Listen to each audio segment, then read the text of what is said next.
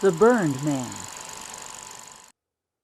Sophie was not a worrier, but for the first time in their marriage, her husband was distant, distracted. Danny evaded her gentle inquiries, blaming his detachment on stress at work. He spun a story of colleagues not seeing eye to eye, him caught in the middle. But Sophie knew her husband.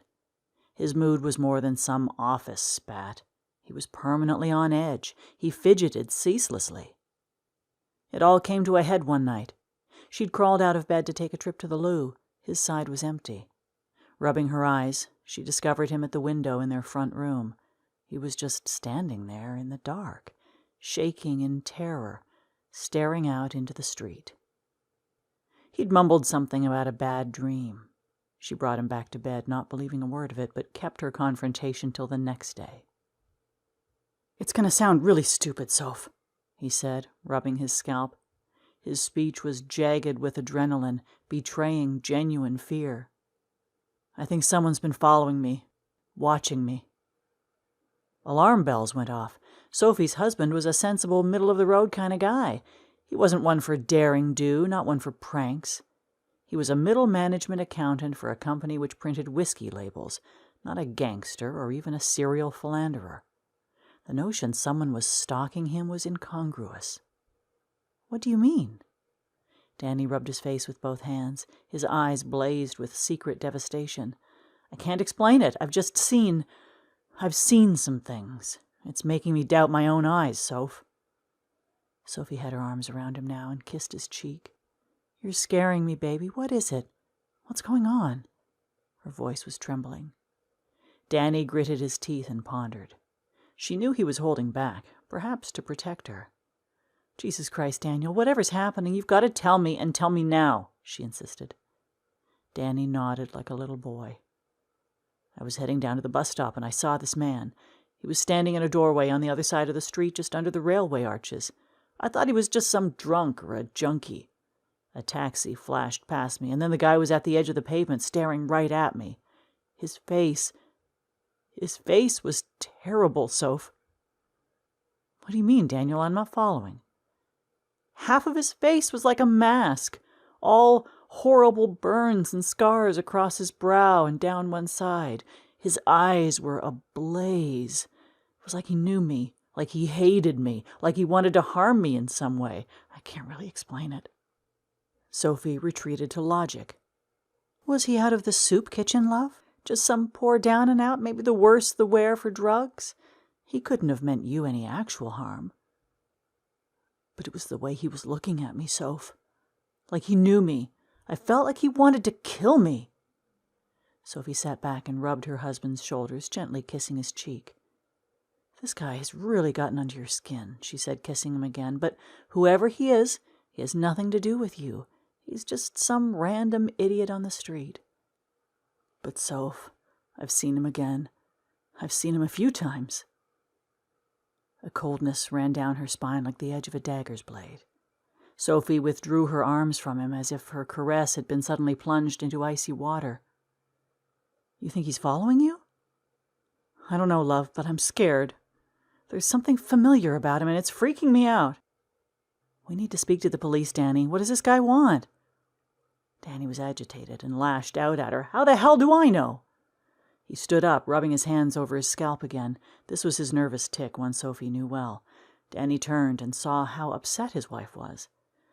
"Sorry, honey, I didn't mean to snap. I should have told you about this before. I think I'm losing it." "It's okay, Danny. It'll be okay."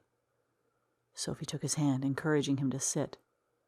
"Take me through this so we can tell the police. Tell me the times you've seen this guy." "The first time was under the railway arch, but a couple of days after that, do you remember I had that retirement lunch for Amy?" "At the Spanish steakhouse," Sophie said, confirming. "You said you loved the padron peppers." Yeah, well, when we were all heading back to the office, I saw him then. He was standing at a set of lights on George Street. He was wearing a camouflage hoodie. The hood was up, but he was there, plain as day. When he saw me, he pulled his hood down. We made eye contact, and his face contorted.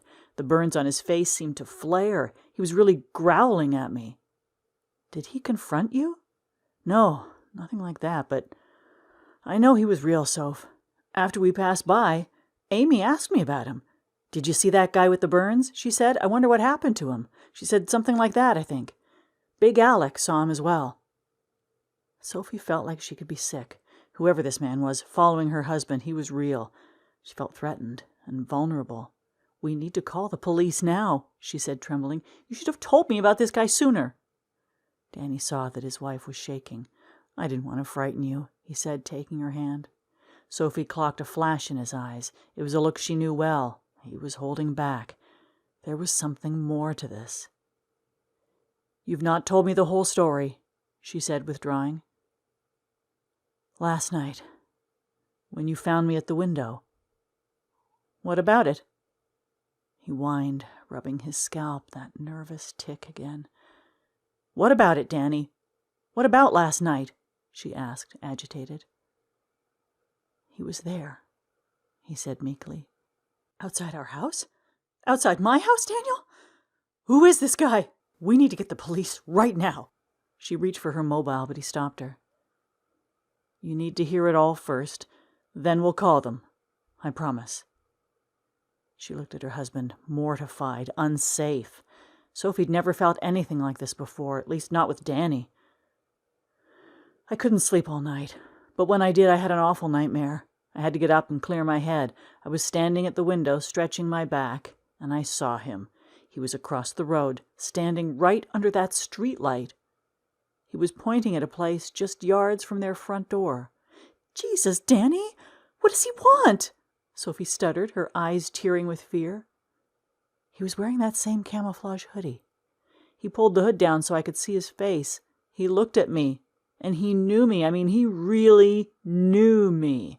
That look was purposeful. He wanted me to see his whole face. He wanted me to see his scars. Danny, I'm really scared. Can we lock the doors? Sophie didn't wait for an answer. She stood up and disappeared to check the front door was locked. It was. She unlocked it and locked it again just to be sure. She unlocked it and locked it one more time. When she came back into the front room, she found her husband standing at the window, hands in pockets. Do you remember me telling you about the Tivoli bonfire? The old bingo hall? Sophie thought for a moment. Danny had shared little from his childhood with her. This was one of the few stories she knew. Yes, of course I do, she said, confused. Danny had pulled a wee boy out of a bonfire when he was a young lad himself. He palled around with two brothers who stayed next door. One of them had stumbled when leaning in to retrieve something from the fire. Danny had thrust his hand out to grab the boy's T-shirt, but missed. The boy fell in the center of the bonfire. Danny and the brother got him out, but the boy had been horribly burned. That was my nightmare, he said absently. I mean, that was the nightmare I had last night, about the bonfire at the back of the Tivoli bingo, me and my two pals throwing things in the fire, seeing what would burn quickest. It was me and Chris and Gary McCletchy. It had been an awful experience. Danny had nightmares about it, even now. She looked at her husband. His face was like an ill-fitting paper mask, his eyes like dark wells of Arctic water. He looked away from her, facing out the window. It's Chris McCletchy. That's the burned man. He's the wee boy who fell in the fire. I know it's him. Oh, my God, Daniel, how can you be sure? There was a pause. Because I'm looking at him now. Sophie's stomach dropped somewhere deep in her bowels. She peered across the street in abject fear. There, the burned man stood. He loomed like a gargoyle, and his scarlet face was full of hate. He stepped towards the house, though horribly scarred. He was clearly strong and fit. "Call the police, Danny! Call the police!" Sophie screamed. She grabbed his arms, ducking behind him for safety. Danny fumbled with his phone. They both watched, rooted as the burned man approached, each step bringing him closer to their home. In moments, he was on their lawn. Sophie screamed. The burned man paused briefly to look at her through the window, and as he stood on their fake grass, he raised his arm to point at Danny. His crimson finger was an arrow of blame. "You did this, Danny boy!" the burned man cried. Sophie was crying, bubbling with fear. Daniel was shouting their address down his phone. "I'm on to the police," he blurted, raising his phone to show the burned man as if it were a silver shield. The burned man smiled, a malevolent grimace, and slowly lowered his arm. If he'd heard Danny, he didn't care. "You did this to me, Danny," the burned man raged. He drew his hand up to pull his hood down. Sophie recoiled at the man's scarring. He ripped the full hoodie off his naked torso and threw it down like a gauntlet, revealing further terrible burns. He strode to the front door and turned the handle. Danny and Sophie heard the door latch click open. Danny looked at his wife in terror. "Didn't you just lock the door?" he fretted. I did, she cried. But the door opened. "Oh, Jesus," she stuttered, quickly thinking of her efforts. She had locked, unlocked, locked, and then unlocked. In her panic, she had left the door unlocked. The burned man burst into the front room, confronting them. He slapped Sophie to the floor and grabbed Daniel by the throat. "Look what you did to me, Danny," he growled. "He saved you. Danny saved you. It wasn't his fault," Sophie cried, grabbing at his arm. The burned man snarled, slapping her down again with the back of his hand. "Is that what you told your wee wife, Danny boy? That you saved me? That you saved my life?" Daniel was in the clutch of paroxysms of terror. The ghoul before him had been a little boy called Christopher McCletchy, with whom he had played as a child. But the burned boy had become a burned man, and the man had become a demon with the strength of vengeance in his red hands. He closed his eyes to the horror before him and the horror of memory. "Tell her the truth, Danny," the burned man urged, his voice like crackling coals on a grate. Daniel tried to escape the fevered grip of the burned man. Sophie got to her feet and grabbed at his arms, her fingernails drawing blood from his scarred flesh. Neither could move him. He was a colossus. "Tell her what really happened, Danny," he spat. Danny moaned and opened his eyes. He saw past the wretched, angry face of the burned man to the confused face of his beaten wife. The look she gave him, acceding to his guilt, was 1,000 times worse. "I did it. It was me," Danny screamed. The burned man let go his grip around Danny's neck, and he fell to the floor. Sophie got free and scrambled on the carpet to her husband's side. "Danny, what do you mean? What did you do?" she pleaded. Danny looked at his beautiful wife and took her head in his arms. "I'm so sorry," he splurted. Towering above both of them, the burned man stood with clenched fists, a hate-filled golem. "Tell her," he sneered. "We were just kids, playing, throwing things in the fire. It was an accident," Danny mewled. But the burned man scoffed. "An accident? Bullshit, Danny boy. You tell her the truth now, or she's dead." "Danny, what does he mean?" Sophie pleaded, her world asunder. I grabbed wee Chris. I grabbed him," he said, pointing to their tormentor. "We were at the bonfire. It was supposed to be a joke, you know, like the ones we used to play on each other as kids." His wife's face rippled with fear and confusion. He tried to explain. "I shouted, 'Saved your life,' and grabbed him, you know, to give him a fright. Make him think I was pushing him into the fire, only I stumbled when I grabbed him." Then the burning man spoke. His voice smoldered with ashen fury. "And you pushed me in, you bastard. I was just a boy with my whole life ahead of me, and you pushed me in a bonfire for a joke. Are you laughing now, Danny boy? Are you?" No. I'm so sorry, Chris. Please forgive me," Danny pleaded. The burned man scoffed. "You told the police I fell in. You told my parents I fell in. You made me believe I fell in. I was just a child, and you made me think I was to blame. Jesus, Christopher. Jesus, I'm so sorry. Please don't hurt us." The burned man leaned down and struck him with the back of his red hand as his scarred upper lip curled in enmity. The sting of that strike shook Daniel. Images flashed before his eyes, awful images of that terrible day, of a little boy screaming, a little boy whose flesh dripped from his face. As Danny's mind was an awful world away, the burned man grabbed Sophie and dragged her, screaming, to the front door.